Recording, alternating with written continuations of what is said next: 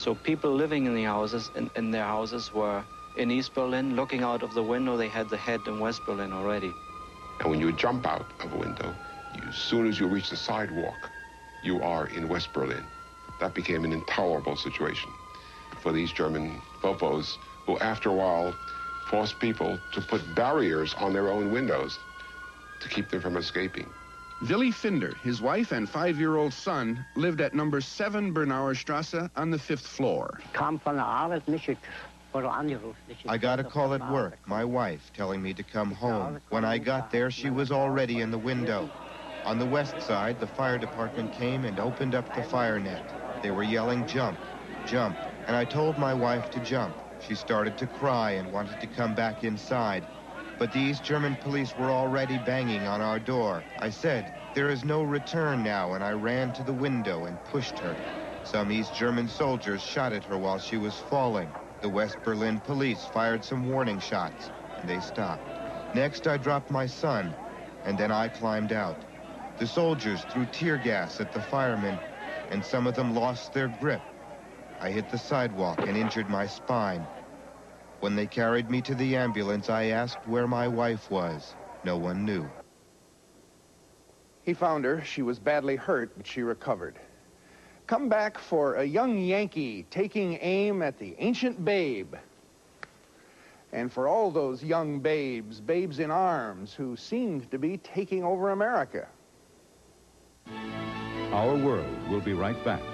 Up Against the Wall, August, October, 1961. Don't let it be forgot that once there was a spot for one brief shining moment that was known as Camelot. Camelot, the ideal kingdom of Arthur, the idealistic king. Camelot was a legend. And in 1961, Camelot was a Broadway hit musical and a metaphor. Except we had no king. We had instead a belief in the idealism of John Kennedy, who had his own dragons. The Berlin Wall, the space race, the South. Could he pull it off and save the land? And meanwhile, what do the simple folk do? Well, there's always baseball.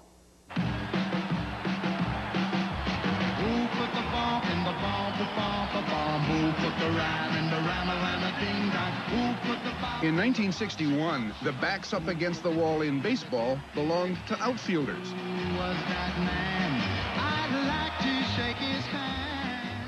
The guys hitting most of the home runs were Roger Maris and Mickey Mantle, both making a run at Babe Ruth's record of 60 homers in one season. Their effort was tracked every day, pitch by pitch. Well, they started writing about it probably about the middle of the season. You could see that both of us was going to have a lot of home runs. Mel Allen was a Yankee broadcaster. There was a play on Broadway that year called Dial M for Murder.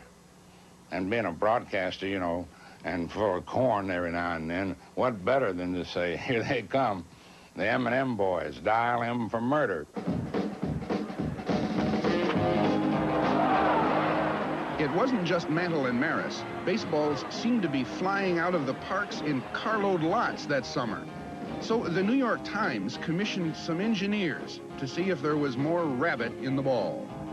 Baseballs were fired from a small cannon and compared with those of yesteryear. They were dissected to see what was inside. They looked and acted pretty much like the old balls. But one important thing was different. 1961, the first year of expansion in the American League, was the first year of the 162-game schedule instead of 154. Many believed that a record set in those 8 extra games would be tainted. That sour note just added to the pressure that was building on the 2 Yankee sluggers. For the veteran Mantle, who had once hit 52 home runs in a season, being under a microscope was old hat. For the introverted, less popular Maris, it was all new. The pressure started building the last 2 months. I mean, everywhere we would go, you know, people was there with cameras, so it got pretty hectic. After 54 home runs, Mantle was injured and out of the race. Now the pressure was all on Maris. I knew it was going to get pretty bad on him, and in fact, it got so bad there the last month that His nerves were so bad that he was losing, like, patches of his hair. Maris hit his 59th home run in his 154th game. Now he's in the extended season. And with 4 games to go, he had still not tied Babe Ruth. All right, 2 balls, 2 strikes. And it's a ball hit deep. It's in there, upstairs. Going into the last game of the season, Maris had tied, but not broken, Babe Ruth's record. It wound up with Roger Maris being under the greatest pressure he had ever been in his life. Here's the windup. Fastball hit deep to right. This could be it. Way back there. Holy cow, he did. Just the sound, the crack of the bat, and you knew that ball was gone. We all wanted to jump up and scream. I get goosebumps watching him hit his last home run. He just ran right around the bases just like he always did, ran into the dugout, and he was embarrassed to come back out and take his hat off and say thank you. And they want Maris to come out and take another bow. He does. Holy cow, what a shot. Roger Maris broke one big record that summer. Parents were breaking records every day. You know you must have been a beautiful baby. You must have been a beautiful child. The baby boom had crested, and kids were competing before they could walk. Yeah, yeah, when it came to winning blue ribbon. Well, I bet you taught the other kids how. Well, I can see the judge's eyes as they handed you the prize. I bet you took the cutest bow. Yeah, you must have been a beautiful... Swimming, crawling, or walking, there are 40 million Americans less than 10 years old. Well, the birth rate was really exploding at that time. Mel Helitzer was in the toy business. We had about 4 million births in the country each year, which comes down to about, some woman was giving birth every 8.5 seconds. And the joke was we had to get hold of that woman and stop her. President Kennedy led the way. For the first time since Theodore Roosevelt, there were little kids in the White House. And in practically no time, cares of state are given over for the cares of keeping up with an energetic 4-year-old in overalls.